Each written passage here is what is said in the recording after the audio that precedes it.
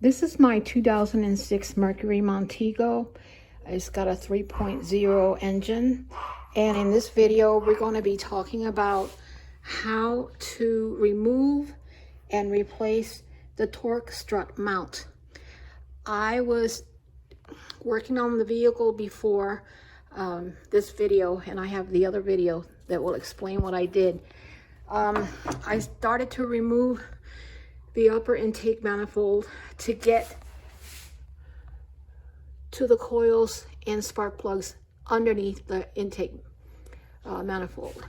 And in that video, I explained how I removed all this to get at that. Then as I was removing the bolts that went to this fell out. So while I have everything out, I decided to go ahead and fix this. So I figured, okay, I gotta do my homework, find out how I do this.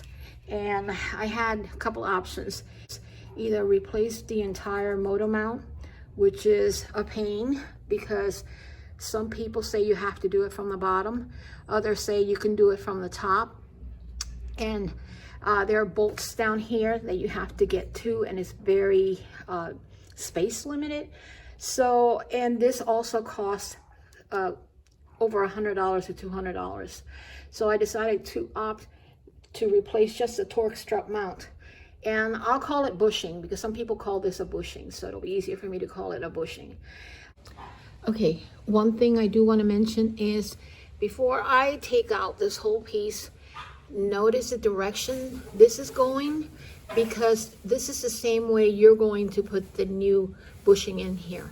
So also the bushing has a lip, and the lip is on my right side of the mount. So this side is wider. You're going to be pushing this from this side out this way. And when you put the new bushing in, I'm going to do the same way. I'm going to put it this way and have the lip from this side. So make sure that this is facing that way. I'll remember it because this part right here is rounded and this here is flat. So the rounded part is going to face that way, and it's going to be straight like that. Not like that, not like that, like that. So just take note of that. All right, so I will start by cutting the old bushing with a hacksaw. I have this little one, and I use this for tight areas.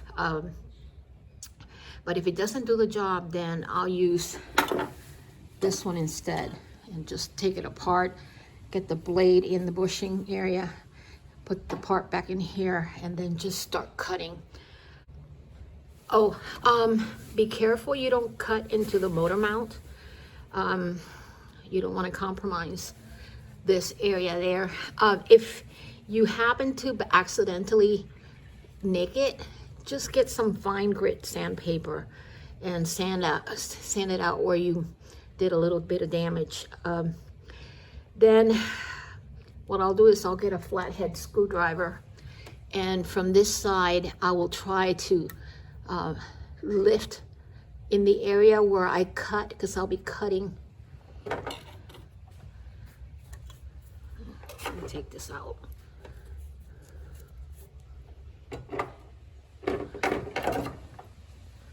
I'll be cutting right here, and I might do a second cut right here. If I can't get it out with a screwdriver on the one side, then that way it'll come out in two pieces. But I've heard that sometimes you don't have to make two cuts. So all you need to do is wedge in the flathead screwdriver and lift it where you cut it, and then just kind of knock it out this way, because this is where the lip is at.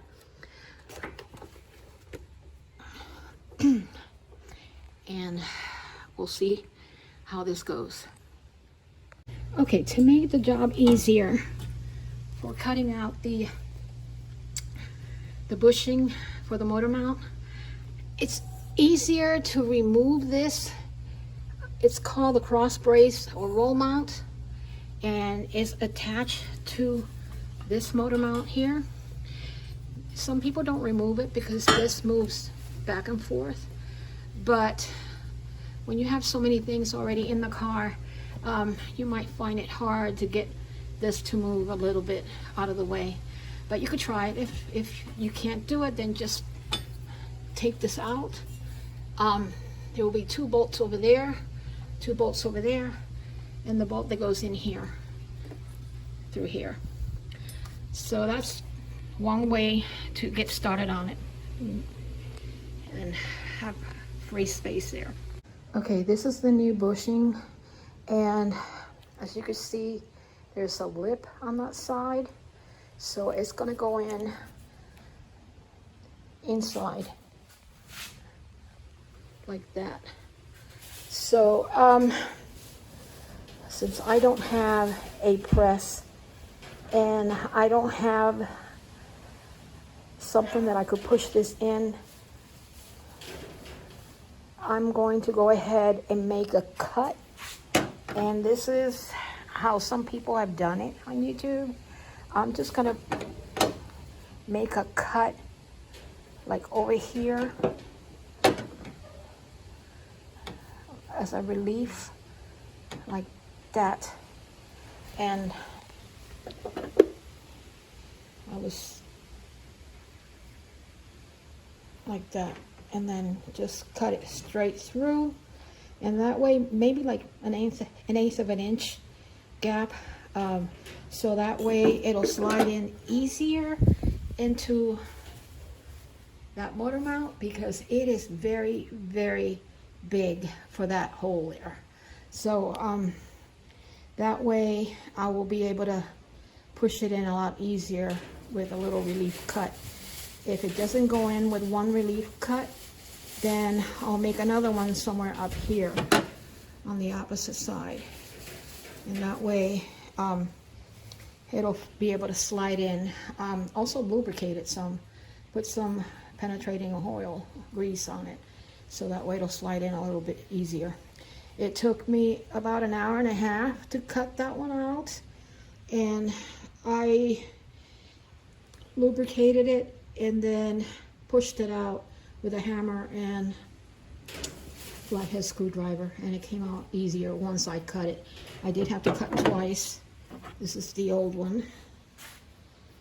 There's one cut. There's the other cut. So once I cut those two, then you could go ahead and put some lubricating grease in there and hammer it out a little bit, and it slides right out. I did cut into,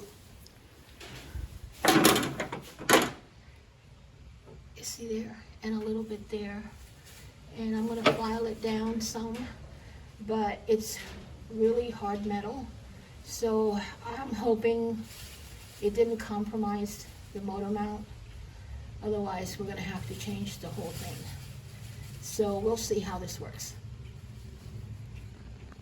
Okay, I went ahead and just made one cut, and I had to use a Dremel with a cutting wheel to get that in there, and then I used my WD-40, and it's going in by hand, which if you don't do that, you would have to get a press or come up with some other way to put that in there and slide it in, because it's almost impossible to slide it in. So with that cut, just one cut, and greasing it up, I'm able to push it in by hand.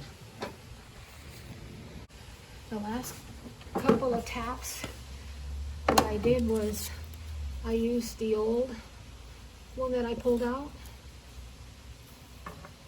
placed it nice and square there, put a little piece of wood here, and finished tapping it off all the way in with the hammer. And there it is, facing the direction it's supposed to go.